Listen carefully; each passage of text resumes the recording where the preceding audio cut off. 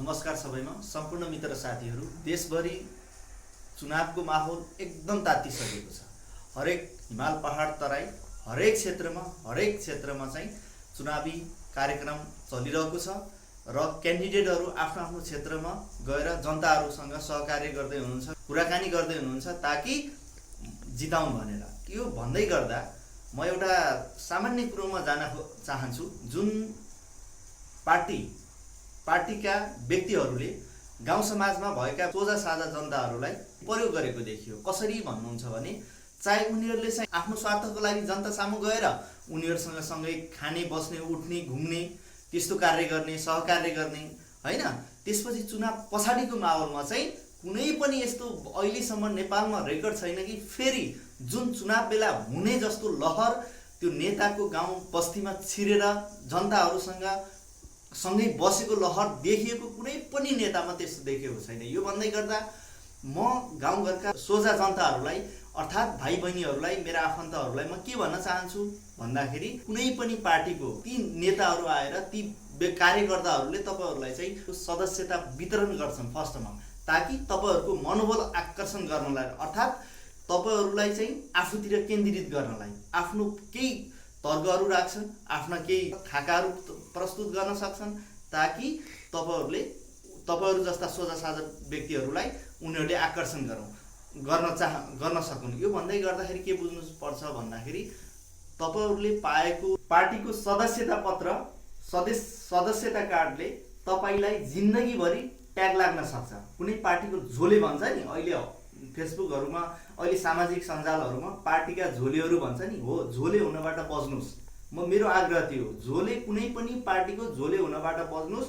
जसले तपाईलाई पार्टीको सदस्यता प्रदान गरेको छ त्यो आवश्यक परेको खण्डमा अर्को पार्टी परिवर्तन गरिदिन सक्छ, किनभने उसको स्वार्थको लागि सोझा साझा जनता देखेर तपाईलाई चाहिँ पार्टीको सदस्यता भिराएको हुन्छ, ताकि तपाईलाई केन्द्रित गर्नलाई।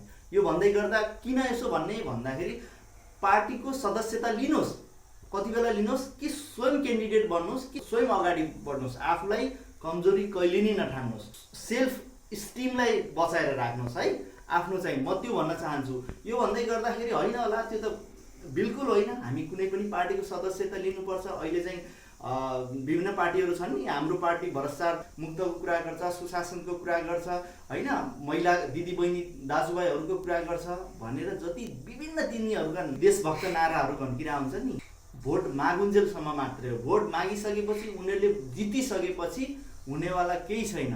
यो भन्दै गर्दाखेरि म फेरि पनि भन्छु, तपाईहरूले पाउनुभएको सदस्यता कुनै पनि नलिनुहोस् र यसो भन्दै गर्दा तर भोट चाहिँ त्यसैले हाल्नुहोस् जो चाहिँ राम्रो क्यान्डिडेट छ त्यसलाई मात्रै भोट दिनुहोस्।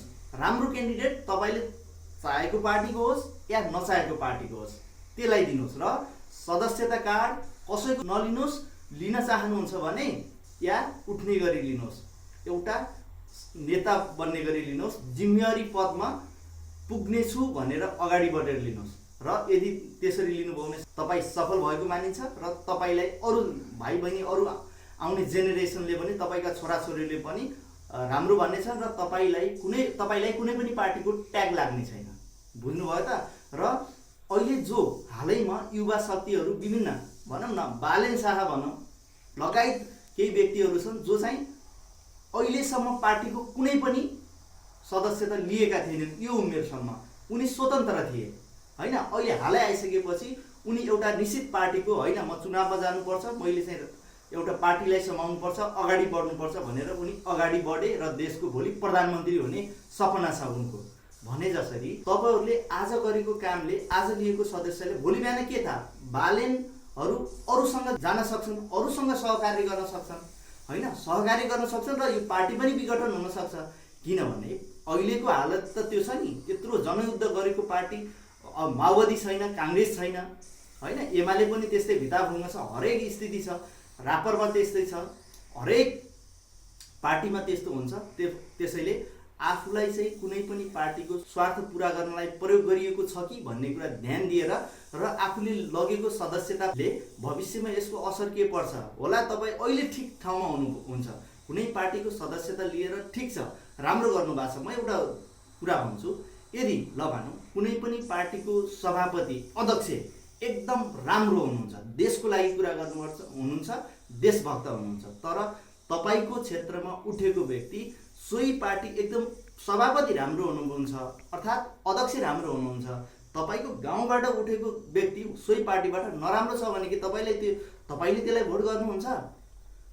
सभापति राम्रो छ, अध्यक्ष राम्रो छ र तपाईँ त्योबाट सम्बन्धित पार्टीबाट आएको व्यक्ति हाम्रो क्षेत्रमा नराम्रो छ भनेपछि त्यसलाई तपाईँले सपोर्ट गर्नु भने त धेरै नराम्रो हो नि त। तपाईँले त ठुलो दुर्घटना गर्नुभयो नि त, तपाईँले भोटको अपमान गर्नुभयो नि त यो हेर्दा त।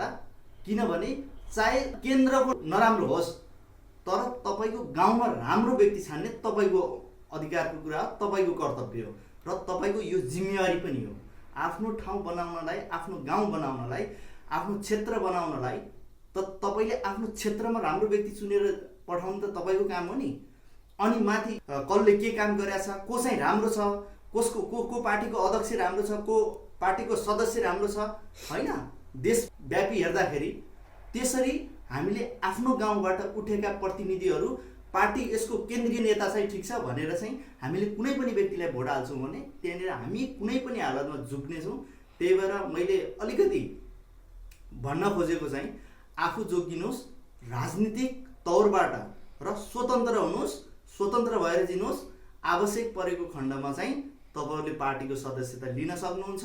अर्थात् राम्रो आफ्नो गाउँ समाजलाई चाहिँ म चाहिँ साँच्ची नै परिवर्तन गर्छु र म चाहिँ क्यान्डिडेट भएर अगाडि बढ्छु भने सदस्यता लिनुहोस्, काम छ। नत्र स्वतन्त्र हुनुहोस्, त्यसरी यो परिवर्तन आउने। धन्यवाद।